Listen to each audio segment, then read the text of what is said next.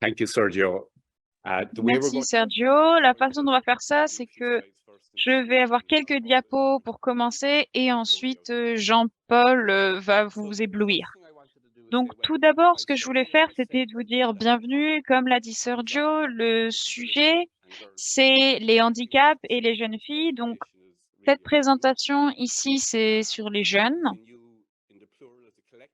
Et ici, je veux aussi parler de vous, vous en tant que personne individuelle et en tant que groupe. L'une des raisons pour cela, c'est que lorsque l'on se considère les jeunes avec un handicap dans le sport, il faut un peu réfléchir au contexte. Nous avons vu de tous les intervenants qu'il y a des bénéfices de pratiquer un sport. Mais il faut reconnaître que les personnes avec un handicap sont laissées sur le banc de touche. Ils ne participent pas suffisamment au sport, ne pratiquent pas suffisamment de sport et donc n'ont pas les bénéfices de cette pratique du sport.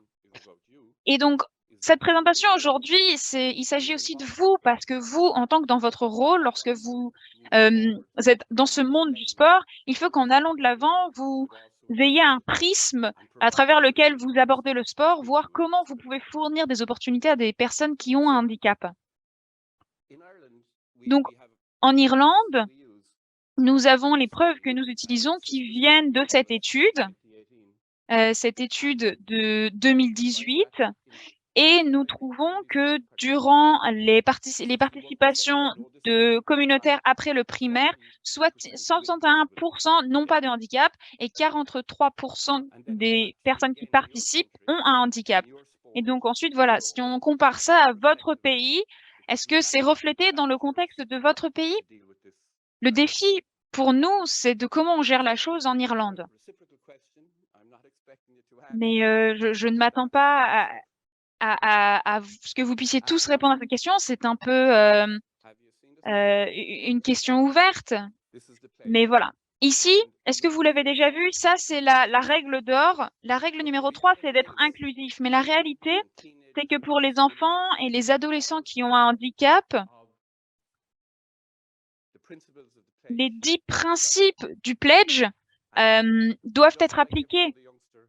Et comme pour toute autre jeune personne pour qui nous avons eu des preuves d'abandon, on en a déjà parlé aujourd'hui, les jeunes qui ont un handicap veulent vraiment participer au sport. Il faut juste leur donner les opportunités. Donc, c'est d'appliquer tous ces principes qui est important. L'autre chose dont on a déjà parlé, c'est que la pratique d'un sport est quelque chose d'individuel. Donc, il faut se concentrer sur chaque individu qui pratique un sport en tant qu'entraîneur.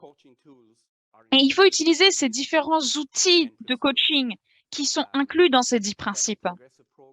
Il faut avoir des programmes progressifs aux fonctions de l'âge, avoir différentes méthodes d'apprentissage pour améliorer l'apprentissage, se concentrer autour de l'enfant, mettre l'enfant au centre.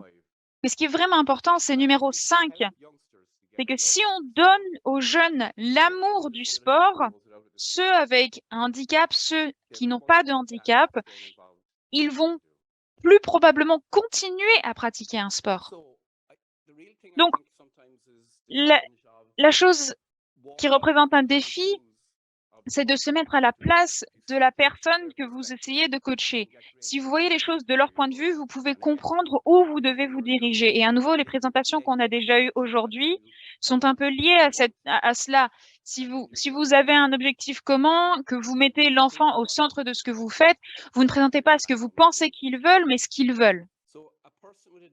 Donc, une personne avec un handicap, par définition, font face à des obstacles pour une pratique de sport. Et vu qu'ils sont un peu délaissés, ils ne développent pas suffisamment ce que l'on appelle cet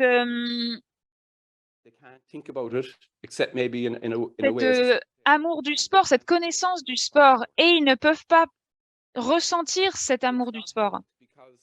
Et ceci n'est pas aidé vu qu'il y a peu d'opportunités de participation pour ce genre de personnes, en particulier s'ils sont à un niveau assez local où il n'y a pas de modèle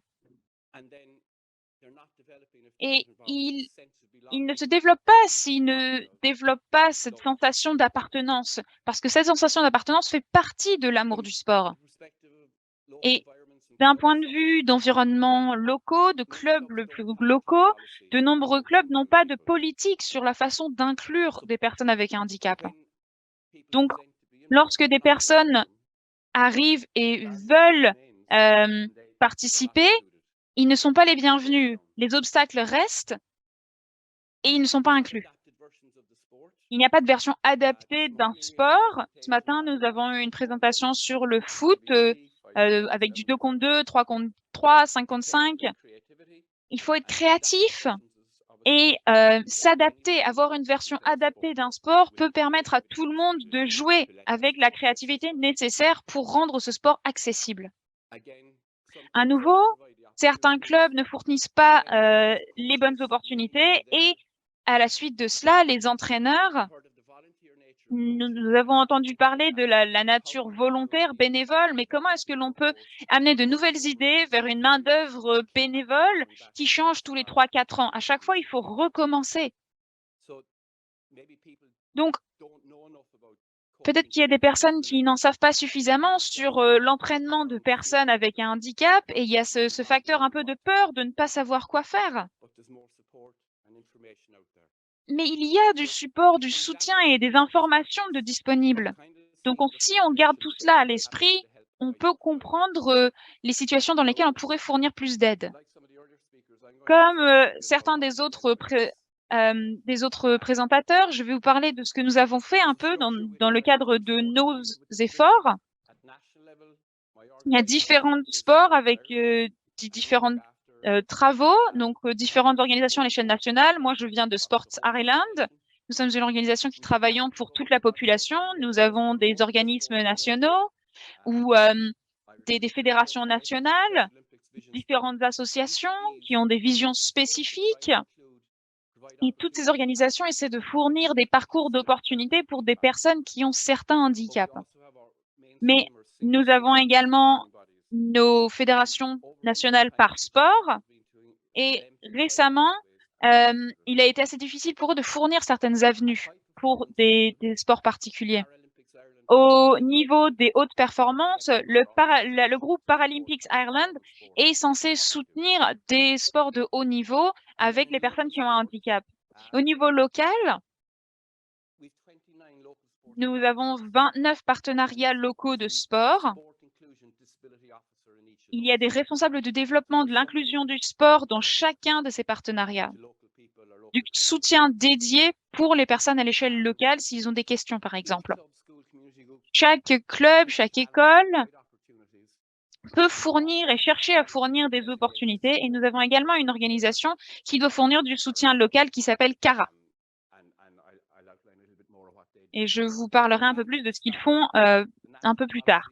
Donc, pour revenir au début, donc les politiques nationales, nous avons une politique sur la participation de personnes avec des handicaps et récemment, nous avons introduit une politique sur la diversité et l'inclusion dans le sport et j'ai deux collègues qui travaillent dans ce domaine qui sont ici avec nous aujourd'hui, Helen New et Mr. Collins, et ils ont vraiment grandement participé à ces politiques.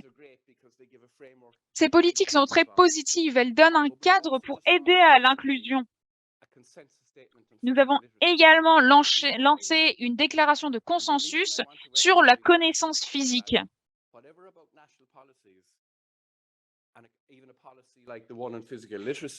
Sur ce savoir-faire physique, cette littératie physique, et ceci se concentre sur l'individu. Comment est-ce que l'individu peut réfléchir, ressentir et faire pratiquer du sport? Ce que je voudrais vraiment dire ici, c'est que dans le sport, on doit passer plus de temps à développer cet amour de l'activité physique. C'est une tendance qui se développe. Un environnement sain, un amour de l'exercice physique sont vraiment bénéfiques. Donc, c'est quelque chose que l'on essaie vraiment de faire en Irlande. Et la raison pour laquelle j'en parle maintenant, c'est que ça s'applique à tous les individus. C'est pas seulement quelque chose pour vous en tant que personne qui aide quelqu'un, mais c'est pour vous également. Bon, voilà, je vous demande peut-être que je ne vais pas vous demander si vous avez tous atteint l'objectif d'activité physique quotidienne aujourd'hui, mais voilà. En Irlande, nous avons également une charte d'inclusion dans le sport pour les handicaps et on demande à des personnes avec un handicap ce qu'elles voulaient. Et on a trouvé 5 thèmes, une ouverture. C'est un défi pour vous en tant qu'individu. Vous et votre club ou votre organisation doivent être ouverts à cette idée d'inclure des personnes avec un handicap. Que les personnes qui travaillent sont prêtes et formées à travailler avec des personnes avec un handicap, que les activités proposées soient inclusives, que les établissements soient accessibles. Et finalement, la promotion, il faut parler de ce que l'on fait, il faut informer les personnes avec un handicap de ce qui existe, des opportunités qu'il y a. Donc, il faut vraiment faire de la pub.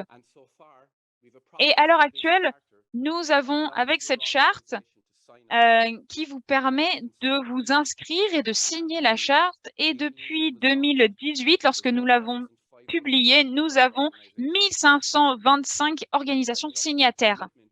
Donc, ces organisations s'engagent à garder ces points à l'esprit lorsqu'ils préparent leurs opérations.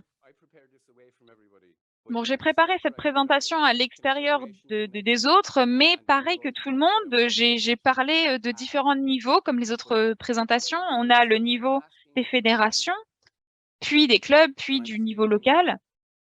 Et ici, au niveau des fédérations, on sait que la société change, les personnes qui participent au sport changent. Si une fédération change ce qu'elle propose ou ne change pas, c'est qu'il faut évoluer. Il faut rester au fait des changements de la société et ce que les personnes veulent. Donc les fédérations qui n'évoluent pas doivent évoluer. Si je veux pratiquer d'un sport, est-ce que je le peux et est-ce que vous me fournissez l'opportunité? Et si une fédération nationale répond non, bah, à quoi sert-elle? Si vous êtes une personne avec un handicap, c'est plus difficile pour la fédération nationale, mais c'est des défis qu'ils devraient essayer de surmonter. Pour aider les organisations, en particulier celles qui ont signé la charte, nous avons ce programme accessible.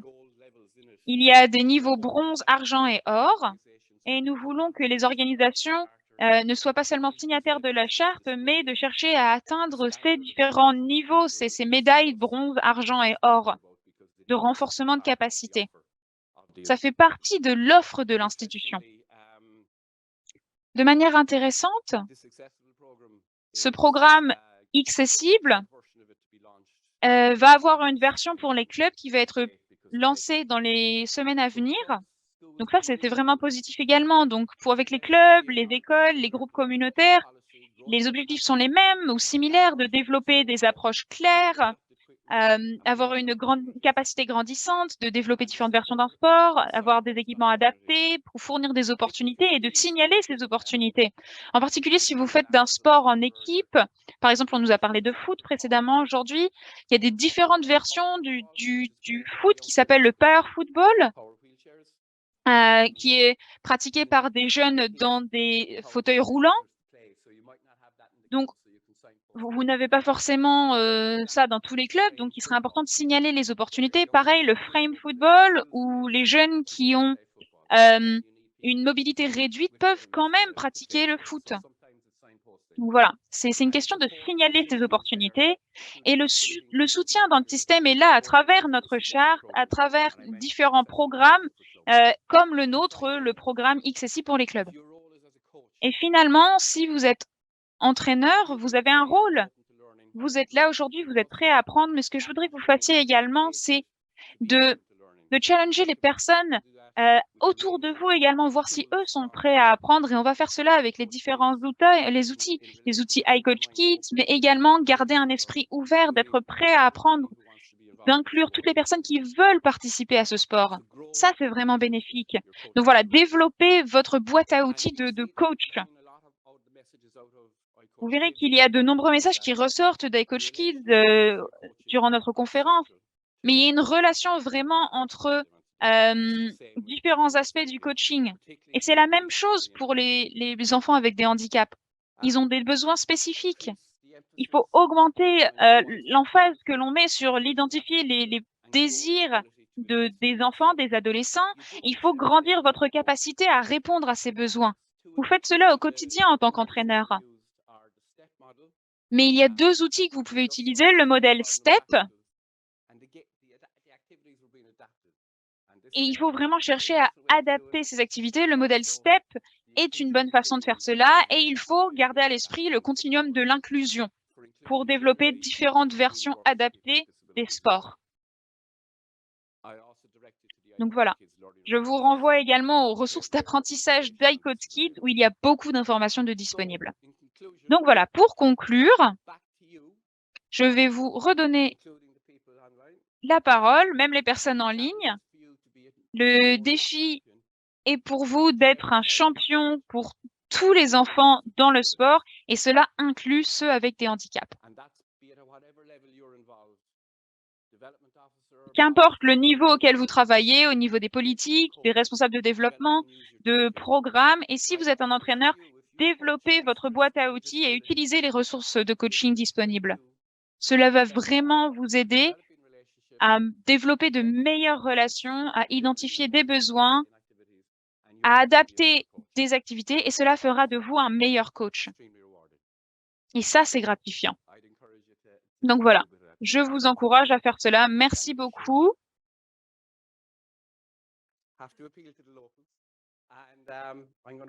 Et je vais maintenant donner la parole à Jean-Paul.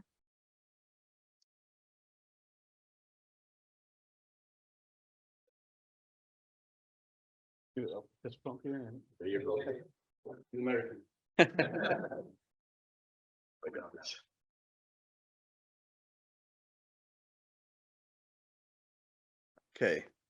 Hello, everyone. Pleasure to be Bonjour here. tout le monde, c'est un plaisir d'être ici. Je vais prendre un petit peu de temps pour parler en tant que praticien du sport à quoi ressemblent les handicaps, et j'espère pouvoir vous parler un petit peu de ce que l'on fait à Special Olympics, qui nous servons et comment nous pouvons travailler avec vous et s'entraider. Donc, quand on veut être inclusif, on peut être un partenaire. Donc, il y a vraiment un besoin pour cela. Comme Sergio l'a dit, j'ai été présenté, je suis Jean-Paul Saint-Germain, je suis vice-président du développement du sport pour Special Olympics. Et pour ceux qui ne savent pas, Special Olympics est une organisation mondiale multisport pour les personnes avec des handicaps intellectuels. On existe dans plus de 200 pays, 3 millions d'athlètes, et on a des compétitions au quotidien.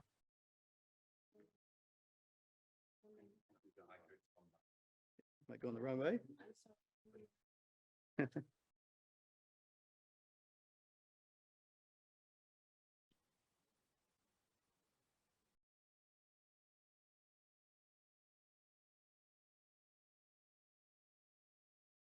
Little commercial break.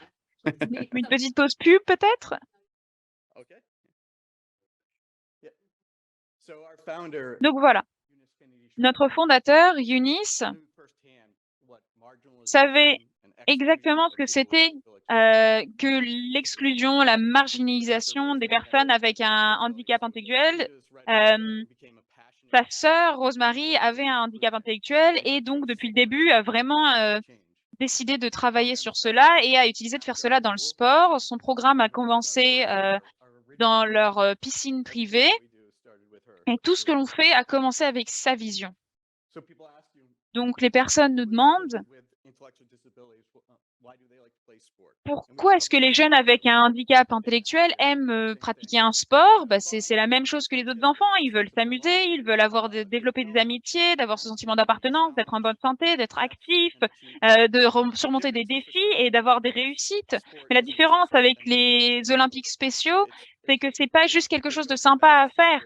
Ils n'ont pas accès au sport à cause de disparités et de divergences. Les jeunes avec des handicaps intellectuels sont plus à risque d'être en surpoids, obèses, d'avoir une hypertension, d'avoir du diabète, d'avoir une hypotonie musculaire ou une faiblesse musculaire et des problèmes de santé mentale comme la dépression. Et nous avons trouvé que 32% de nos athlètes en Olympiques spéciaux avaient une probabilité d'être obèses. Et ce chiffre augmente vers l'âge adulte. Donc, les mêmes chiffres que l'on a vus avec les personnes sans handicap sont reflétés dans les personnes avec handicap. Donc, pourquoi y a-t-il cette expérience de divergence?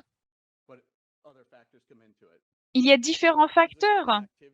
L'inactivité physique et l'isolation sociale sont des facteurs qui jouent un rôle. Les personnes avec des handicaps sont moins actives généralement et les personnes avec un handicap intellectuel sont 45 fois moins actives que les personnes avec un handicap physique. Donc, quelle est notre solution? Eh bien, tout d'abord, nous dépendons vraiment de notre communauté d'entraîneurs mondiaux. Nos coachs, c'est la partie plus importante de notre programme. On croit vraiment que chaque personne doit avoir une opportunité de participer au sport. Et c'est les coachs qui font que cela est possible au niveau local. Donc, nos entraîneurs sont vraiment nos planificateurs, nos organisateurs, nos architectes, nos coachs de vie. Et nous travaillons mieux ensemble. Il faut que l'on développe des partenariats. Nous développons des partenariats au niveau international avec des organisations comme iCoach Kids ou différentes fédérations nationales. On travaille au niveau national avec les fédérations nationales comme la Fédération allemande du basket, où nous travaillons également au niveau local et au niveau des écoles. On cherche vraiment à avoir plus de personnes et d'identifier ces personnes qui manquent d'opportunités. Donc, comment est-ce que Special Olympics cherche à soutenir tout cela? Tout d'abord, nous avons différents programmes. Notre programme unifié, le Unified Champion School, et on cherche à rassembler différents jeunes, des personnes avec et sans handicap, dans une même équipe. Ceci souligne l'importance des Jeux olympiques spéciaux et apprend la collaboration. On a développé cela à travers différents canaux et ceci également à travers les écoles. Donc, par exemple, le Unified Champion School est là où nous avons introduit les sports et au-dessus, en plus de cela, nous avons des programmes de plaidoyer pour les personnes avec ou sans handicap intellectuel et ils peuvent ensuite devenir des défenseurs. Nous avons le Special Olympics Young Athletes, le programme qui est le point d'entrée pour les enfants avec certains handicaps entre l'âge de 2 et 7 ans. Donc, un exemple d'une structure communautaire, ici, il y a un programme dans ma ville natale, au Massachusetts, aux États-Unis. C'est le club de foot de Holden. Il y a différents âges d'enfants. Il y a des programmes compétitifs, mais on propose un sport unifié également pour augmenter les opportunités pour les personnes avec des handicaps intellectuels. Et nous cherchons à retenir plus de personnes dans le sport parce que ça nous permet de faire participer également les enfants qui n'ont pas de handicap intellectuel. Par exemple, dans le foot, on voit qu'il y a un abandon du sport vers l'âge de 12 ans. Et comme on en a déjà parlé aujourd'hui, ils n'apprécient pas autant l'activité. Le sport unifié leur permet de participer à ce sport de manière différente, d'avoir un impact social. Donc, on retient plus d'athlètes avec ou sans handicap à travers le sport unifié. Et finalement, je voulais vous parler des entraîneurs à nouveau puisqu'ils sont au cœur de nos programmes. À quoi ressemble la réussite pour les coachs de Special Olympics? Dès le premier jour de la saison, les coachs ne cherchent pas à savoir comment ils peuvent ne pas avoir de défaite ou combien de médailles ils vont remporter ou gagner le tournoi. Ils savent que leur travail, c'est d'utiliser le sport pour avoir un impact hors du terrain et pour promouvoir l'inclusivité sociale. Et pour cette raison-là, les objectifs et les valeurs de Special Olympics sont vraiment alignés avec les principes du iCoach Kids Pledge. On les souligne, on les salue et on veut vraiment continuer à travailler avec iCoach Kids pour continuer à nous engager à communiquer avec d'autres jeunes avec des handicaps. On veut vraiment voir une expérience du sport transformée et positive pour toutes et toutes. Donc voilà, je voulais juste vous montrer une petite vidéo avec l'événement qui vient, nous avons les Jeux olympiques spéciaux qui auront lieu ici en Allemagne, à Berlin. Et on a récolté des données et donc je voulais vous donner un petit aperçu, voir ce que vous en pensez, voir si vous saviez qu'il y avait les Jeux olympiques spéciaux mondiaux à Berlin. Levez la main. Peut-être 50%, un peu moins peut-être. On peut retourner à notre comité d'organisation et dire qu'il faut un peu travailler un peu plus. Donc voilà, on va faire cela. Je vais vous montrer cette vidéo. Et avant cela, Jenny a une brochure.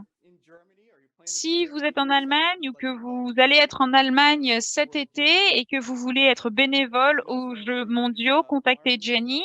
Et il y a Maren de Special Needs Germany. Jenny et Maren travaillent dans ce domaine-là. Donc, si vous voulez être volontaire, bénévole pour les Jeux mondiaux ici en Allemagne, il y a des fédérations ou même de la recherche, n'hésitez pas à les contacter. Donc voilà, allez-y. Wir sind Champions. Warum? Weil in uns ein Feuer brennt. Ein Feuer, das wir in die ganze Welt tragen. Von Athleten zu Athlet. Von Arena zu Arena. Von Mensch zu Mensch.